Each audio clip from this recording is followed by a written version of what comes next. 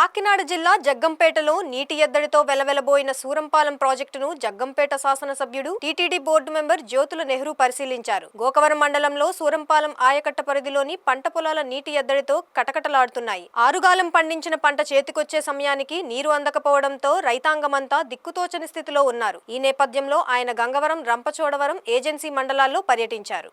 వాహనం కూడా వెళ్లలేని, నడవడానికి కూడా ఇబ్బందిగా ఉండే కాలువ మార్గాలను సైతం లెక్క చేయకుండా నీరు వచ్చే కాలువ మార్గాలను, వాటికున్న అడ్డంకులను ఎమ్మెల్యే అన్వేషించారు. ఎమ్మెల్యే నెహ్రూ అధికారులతో మాట్లాడుతూ భూపతిపాలెం ప్రాజెక్టు నుంచి సూరంపాలెం ప్రాజెక్టుకు 18 కిలోమీటర్లు మాత్రమే ఉందని అన్నారు. సుమారు 4 కోట్లు వెచ్చిస్తే సూరంపాలెం రైతాంగానికి ఇబ్బందులు ఉండవన్నారు. భూపతిపాలెం ఫేజ్ 2 పూర్తి చేసుకోగలిగితే సూరంపాలెం రైతాంగానికి నీరు పుష్కలంగా అందుతుందన్నారు. ఇప్పుడు దాల్వా పంటను, మొక్కజొన్న పంటలను రక్షించుకోవడానికి తక్షణమే కాలువ పూడికతీత పనులను చేపట్టడం జరుగుతుందన్నారు.